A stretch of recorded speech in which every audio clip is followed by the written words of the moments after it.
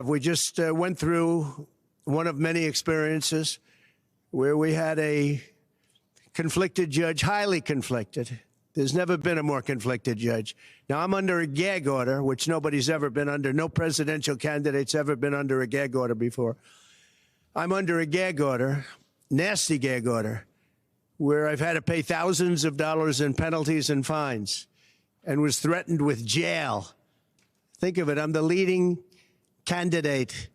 I'm leading Biden by a lot, and I'm leading the Republicans to the point where that's over.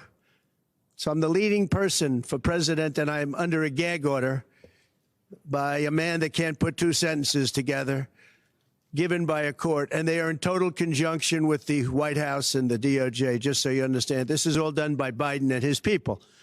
And maybe his people more importantly. I don't know if Biden knows too much about it, because I don't know if he knows about anything. But he's nevertheless the president, so we have to use his name. And this is done by Washington, and nobody's ever seen anything like it.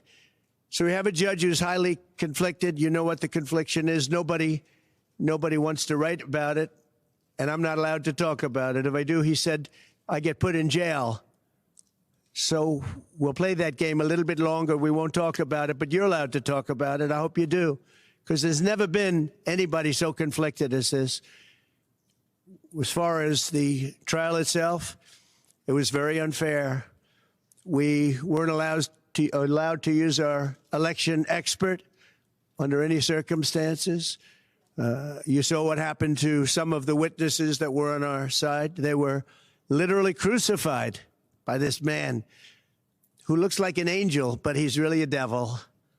He looks so nice and soft. People say, oh, he seems like such a nice man. No, unless you saw him in action. And you saw that with a certain witness that went through hell. And when we wanted to do things, he wouldn't let us do those things. But when the government wanted something, they got everything. They got everything they wanted. It was a rigged trial. We wanted a venue change where we could have a fair trial. We didn't get it. We wanted a judge change. We wanted a judge that wasn't conflicted. And obviously he didn't do that. Nobody's ever seen anything like it. Donald Trump in his first real news conference, you could call it, following his guilty verdicts, 34 counts, all guilty. And so now he is railing on the justice system, railing on the judge, and continuing to say many of the similar things we heard throughout the trial. It's important for us to at least fact check some of them at the moment. When he talks about the highly conflicted judge, important to note that Judge Merchan did go to the state ethics board and was given the all clear that he did not need to recuse himself. That's what the state ethics board found. When he talks about the gag order, he's talking. He has not been restricted from railing against his opponent in this election, Joe Biden or the Biden administration. He was restricted from talking specifically about witnesses, members of the jury, staff members of the district attorney's office, staff members of the court, not the judge, which he continues to talk about, not Alvin Bragg, the Manhattan district attorney. He can still hammer on him. He talks about this all being done by the Biden people, by Washington. Remember, this was a state case brought by New York state prosecutors.